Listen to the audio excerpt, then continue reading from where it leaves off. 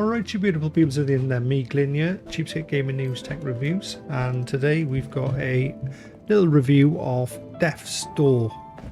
Currently I'm running it on Xbox Series X. It is available on PlayStation 4/5. It's around, I think it's around £15.99. I've seen it on sale for £11.99, but currently on Xbox Series X it's part of the Game Pass, so there's no reason not to try it out. So what is Death's Door? It is a small indie game that's RP. Well, I say small, it actually takes hours and hours. It's quite a long game, but one would consider it a small indie based RPG style game. It's one of those with sort of swing combat, dodge to roll, and taking on enemies on the screen in a sort of isometric 3D space. So let's go on. You can see the game playing in the background here. What I like about it, well, let's have a look what I don't like about it, and that's the shortest part.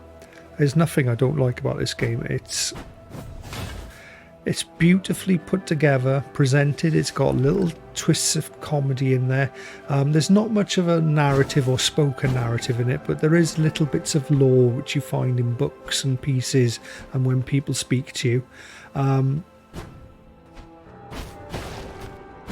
So you start off as this little character who's a little crow. You see this little crow running around, and he's got a sword. You do upgrade. There is an upgrade for weapons, and basically he's on this little adventure where there's these doors which you go through. His mission has been to kill a boss, capture its soul, and he does that. You'll see that in the first part of the 10 minutes of the game. And when he does, someone comes along and steals that soul. He eventually meets up with him and he explains that he needs you to go and do 3 more. So essentially that is the main basis of the game, is finding these end bosses and getting their souls, and then you'll probably take them back.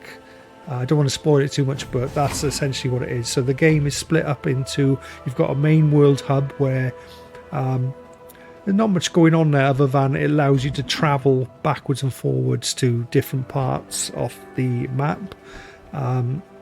But also in there is an upgrade system where you can upgrade your power on your sword, the speed of your rolls and dodge, the power on your bow and arrow and stuff like that. So essentially he's got it's one tap weapon, there's one roll, and then there's a hold to shoot, and throughout the game you'll get more and more, but you'll start off quite early on with an arrow.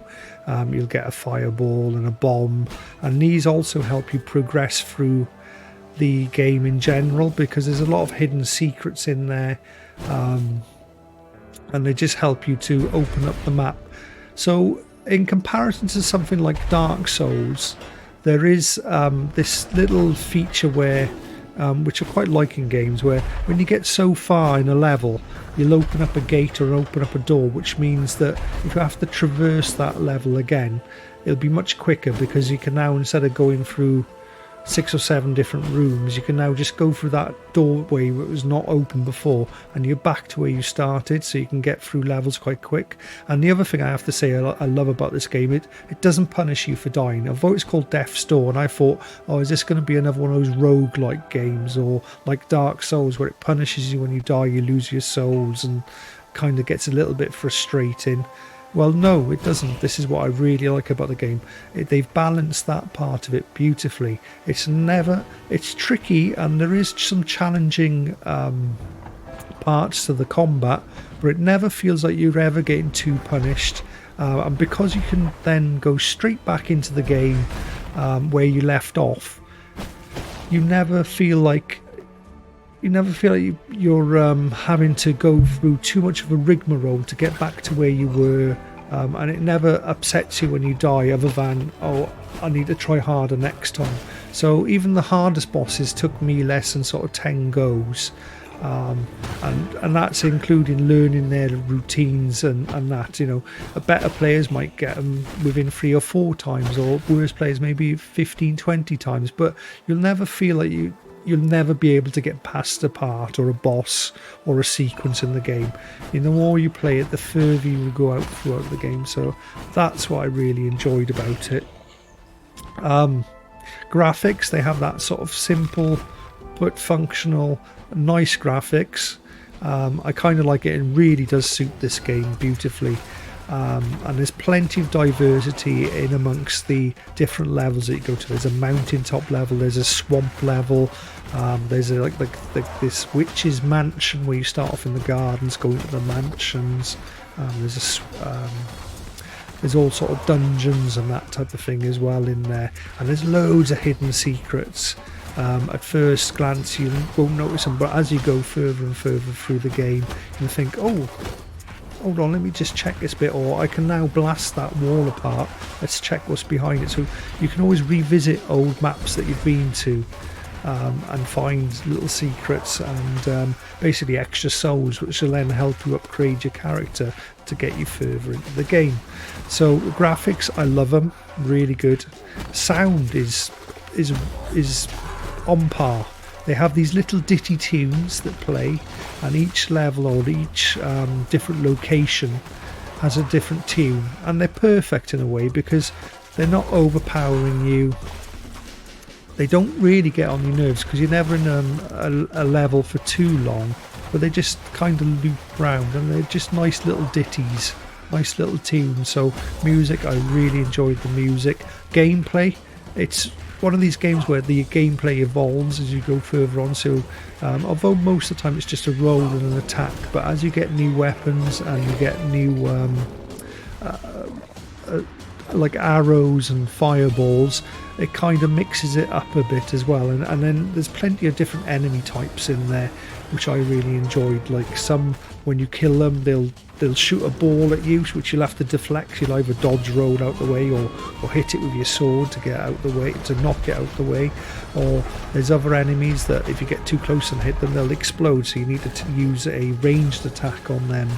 And then there's other enemies that are quite tanky, so you need to hit, dodge, roll out the way, wait for them to attack, go back in, a couple more hits, dodge, roll out the way, maybe try a couple of ranged attacks and that type of thing. So and it never gets boring, the game. You always get that, that great sense in a good game where you want to see what's next. You want to find out where the story leads. I always found that with this game.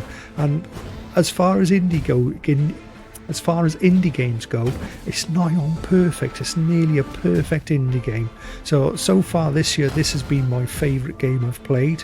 And if I've got to score this game, well, it's quite simple for me. It's a 9.5 out of 10. It's the highest scored game I've done so far on my reviews. Absolutely love it. Death's Door, go try it out now. Give it a go. Especially if you've got Game Pass. And if you haven't got Game Pass and you're on PS5 or PS4 and you see it on the deal, I don't know if the deal's still on, but I saw it for $11.99. It's a bargain at that price. This game could easily sell for over 25 quid, and it's got a good length to it as well. I think I haven't quite finished it yet, but I've done like 2 out of the 3 bosses. I'm currently going on the 3rd. There's probably something else a bit after that as well, and I think I've put about 13, 14 hours or more. I might be even 20 hours into it. And there's Dora. What do you think of it, Dora? Yeah, she liked it too. Anyway, so that's Death's Door. Love it to bits. Brilliant game. Definitely worth trying out. Well, it's not even like a think about it. Just give it a go. Give it a good hour to get through the first section, get into it. And like me, I'm sure you'll fall in love with it. So Death's Door, 9.5 out of 10. Fantastic, absolutely fantastic game. Try it out now.